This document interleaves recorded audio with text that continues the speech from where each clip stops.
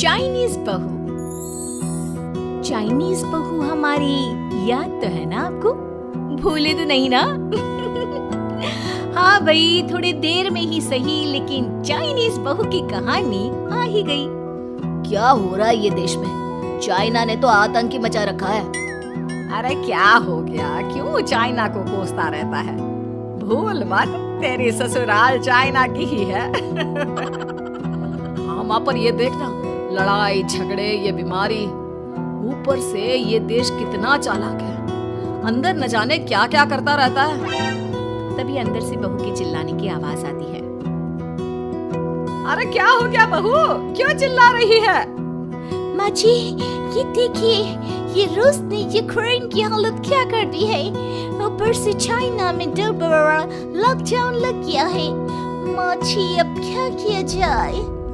अरे तो तुम लोगों को क्या परेशानी हो रही है? मैं तो यही नहीं समझ पा रही हूँ। वो क्या है ना माँ, हम लोग चाइना जाने की सोच रहे थे। सांगसू के भाई की शादी है। तो क्या? अरे कौन सा उन लोगों के यहाँ भाई घोड़ी चढ़ता है जो बहन काजल लगाकर नेक लगी? माँ जी, उसकी आंखें बहुत छोटी छोटी है, उसमें या तो पुतली रह सकती है या काजल। साले की पुतली निकाल कर काजल लगा दो, अंधा कहीं का। क्या क्या बोले तुम मेरे भाई के बारे में? अरे नहीं नहीं बहू, वो तो बोल रहा था कि तुझे नेक मिल जाएगा। है, बहन है ना तू उसकी। नहीं नहीं माँ जी, मैं सब समझती। ये मेरे भाई का मजाक बनाते रहते।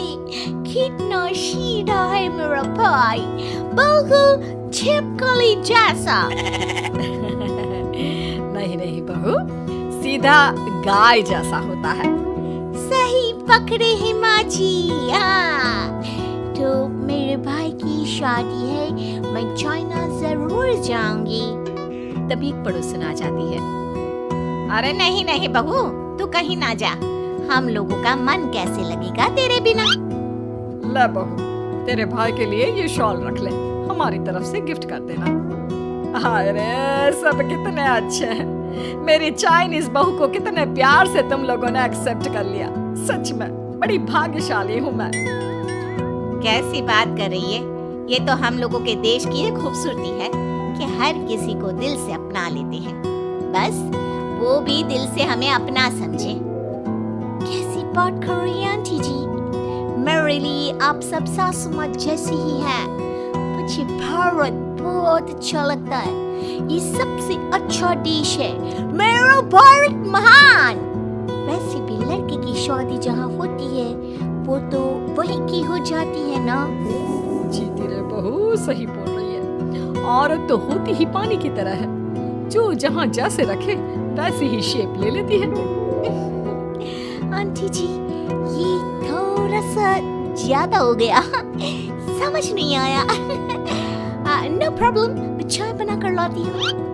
फिर क्या, वो दिन भी आ जाता है जब बेटे बहू को चाइना जाना पड़ता है। वहाँ जाकर बहू का भाई कहता है, मेहरबान आ गए, मेहरबान आ गए।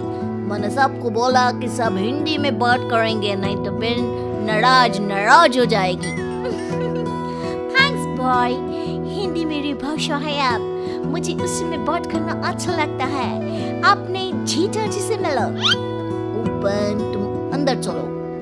सभी बहू को अंदर लेकर चले जाते हैं, लेकिन सांगसू का पति, वो तो बेचारा चाइना के ससुराल की आंगन में अकेला खड़ा रहता है। काफी देर तक जब कोई उसे नहीं पूछता तो वो माँ को घर पर फोन करता है। हाँ बेटा, पहुँच गए ना कुशल मंगल?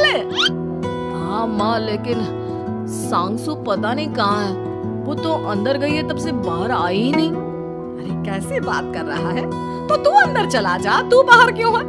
अरे दामाद है तू वहाँ का, उन लोगों ने तुझे बिठाया, चाय पानी कुछ नहीं पूछा? नहीं ना माँ। तभी सामने से सांगसू आती है। क्यों आप अभी तक तैयार नहीं हुए? और ये बैग लेकर क्यों कमरे से बाहर आए? इसे वहीं रख देते। कमरा? कौन सा कमरा?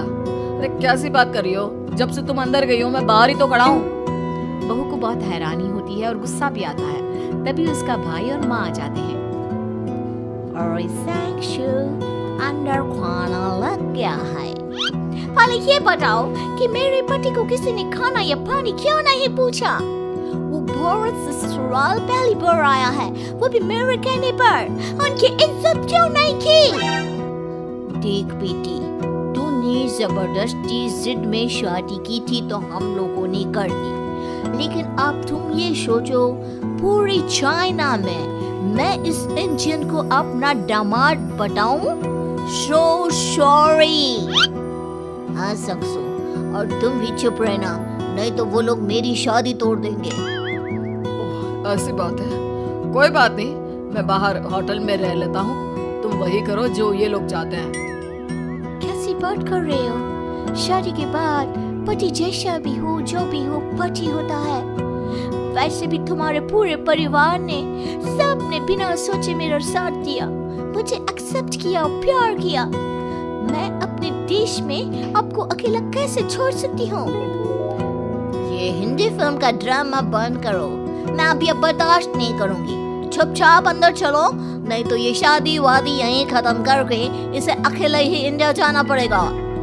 कैसी बात कर रही हो माँ? ये मेरे पति हैं। है नहीं था, हम लोगों ने यहाँ वकील को बुला लिया है, जिसके बाद अब तेरा तलाक करा के हम यहाँ के चाइनीज लड़के से तेरी शादी करा देंगे। अरे कैसी बात कर रहे हो? हम तो यहाँ तुम्हारी शादी के लिए आए थे। नहीं नहीं, मैं सांगसू के बिना नहीं रह सकता हूँ। हाई वोल्टेज ड्रामा होने के बाद से ही सारा माहौल खराब हो जाता है कि तभी एक लड़की आती है। मैंने सारा इंतजाम कर दिया है, सांगसू की शादी का मंडप परसों लग जाएगा, तो आप लोग इसके पति को कमरे में बंद कर देते हैं। सभी सांगसू के पति का हाथ बांधकर उसे कमरे में बंद कर देते हैं। ये क्या कानूनी है? हम लोग मेरे पति के साथ ऐसा नहीं कर सकते हैं। मैं किसी से शादी नहीं करूंगी, ये साफ बात है। पहले मैं अपनी शादी करूं, फिर तेरी भी शादी करवा दूंगा। सब कुछ तय हो जाता है, भाई की शादी हो जाती है। फिर वो दिन भी आ जाता है जब सांगसू की शादी वो लोग जबरदस्ती करने के लिए उसे मंडप पर ले जाते हैं। ऐसा मत करो, ये मेरी बीवी है। मैं किसी से शादी नहीं करूंगी। कैसे नहीं करेगी शादी? शादी तो तेरा बाप भी करेगा। हो, मैं करूंगा शादी। प्लीज कोई मेरी शादी किसी अच्छा औरत से करवा दे। जाओ, बिल्कुल जाओ। फिर माँ सांगसू और उसके पति से कहती है, तुम लोगों का बच्चा मेरी कैद में है, अगर तुम लोगों ने कोई भी होशियारी की तो मैं इस बच्चे को मार दूंगी। दोनों माँ का रूप देखकर हैरान हो जाते हैं। बच्चे की खातिर दोनों शांत हो जाते हैं और शादी की रस्में शुरू हो जाती है कि तभी सांगसू की सास पुलिस के साथ आ जाती है। ससुर माँ आ गई, मेरी माँ आ गई। माँ प्लीज हम लोगों को बचाकर वापस ले चलो। पुलिस सभी को गिरफ्तार कर लेती है। बेटी के बच्चे को मारने की धमकी तो कोई चुड़ैल ही दे सकती है। अरे तो ये चुड़ैल ही तो है। ये सही बोल रहे हैं, ये औरत किसी चुड़ैल से कम नहीं है। तभी उन लोगों का बच्चा भी आकर सांगसू के गले लग जाता है। माँ, तू सही समय पर आ गई, लेकिन तुझे कैसे पता चला कि यहाँ ये सब हो रहा है? बेटा, ये चाइनीज लोग ना होते ही धोखेबाज हैं। इन लोगों पर मुझे भरोसा नहीं था, इसलिए मैंने तेरे फोन को हमेशा के लिए मेरे फोन से अटैच कर दिया था, जिससे तेरे आसपास होने वाली सारी बात मैं सुनती रहूं। उस दिन भी मेरी तेरी बात हो रही थी तो तेरा फोन ऑन था, मैं सब समझ गई।